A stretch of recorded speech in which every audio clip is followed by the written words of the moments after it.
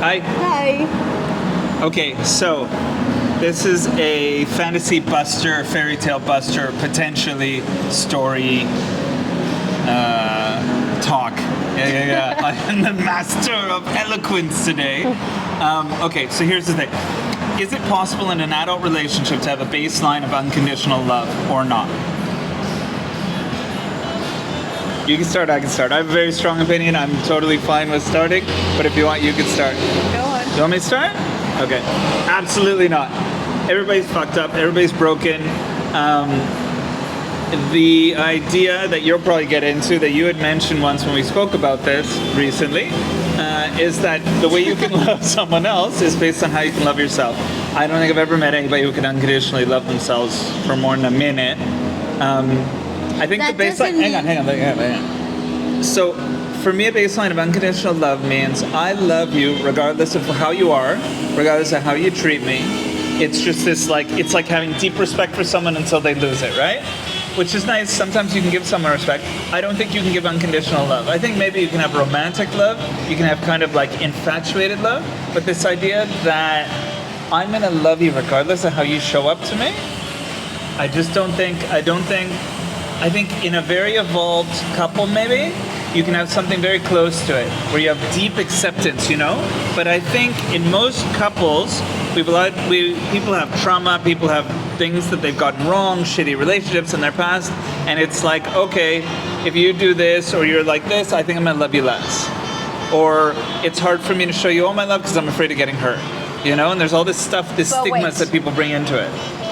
Let's say currently most of grown-ups right now are, I was going to say are fucked. Yeah, but fucked up a little bit.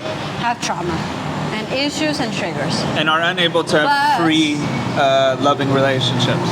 But if they're working on themselves, maturing, healing, hypothetically, we can come to a point where we unconditionally love ourselves. I think you can. And where you form a relationship with someone where there are like boundaries and agreements,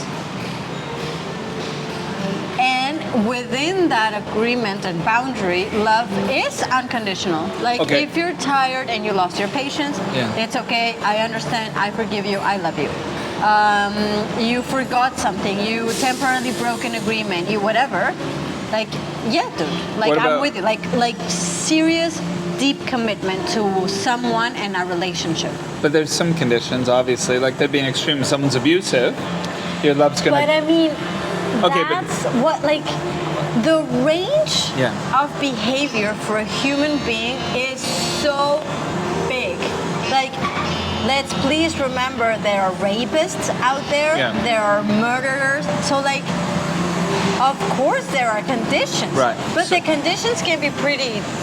So it's kind of like tolerance. You would say an unconditional love as a baseline is the top of the mountain. That's it reflects that, if you and I have an unconditional love as a baseline, it means that we unconditionally love ourselves. We've forgiven ourselves, we've accepted ourselves, and we're open to the other person as a human being with all their flaws and shit and whatever, and love them deeply as that person, right? Right. So it's what you strive for. What I think is when I see people that are deep in a relationship with toxic cycles, or there's deep codependency or whatever, I'm oh man, they're in their shadow self, or they're not. This is not a good place to be. It doesn't feel good. It's highly conditional love. Well, it's just so problematic, right? It's everyone stepping on everyone's toes and whatever. But when you are in a place of profound self-respect, in which you can acknowledge your needs, your wants, your emotions, you can clearly communicate them, you find someone that feels safe, that can do the same, then it's the conditions are set to have unconditional love. Because the conditions are already based on love and respect. So from the get-go, there's a healthy environment, right?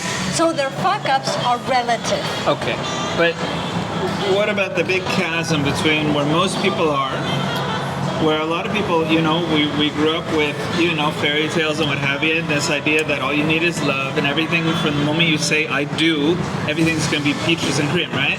So, like, is it possible, or is it likely, that this notion of unconditional love, that's what you're going to get from the outset, sets people up for failure and disappointment? Well, we have a very romanticized notion of love, and it mostly maybe comes from Disney. And so that's not true. That's like 100% not real. Love is work and commitment. But having said that,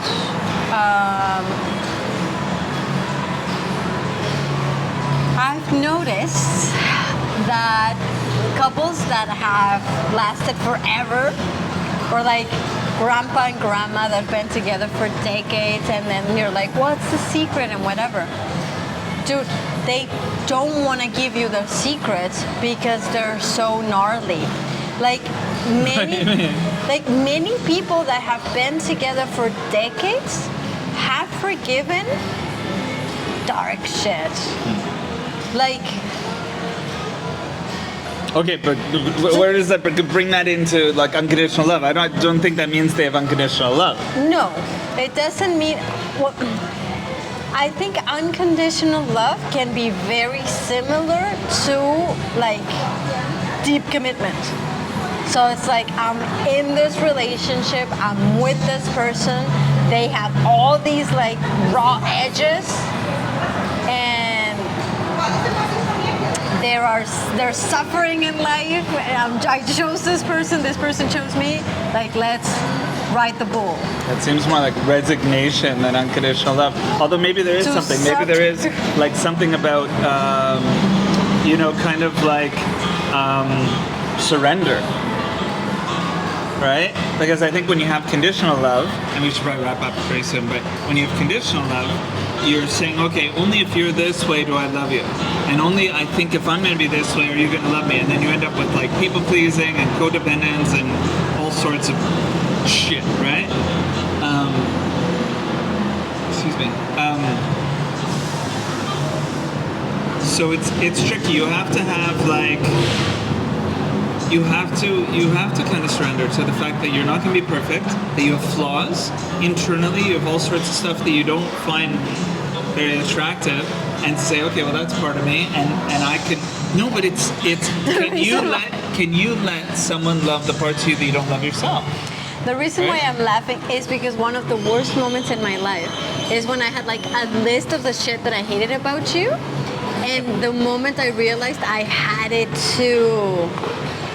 It was like, oh, this is so uncomfortable. Why is he mirroring this for me? Why is he doing that?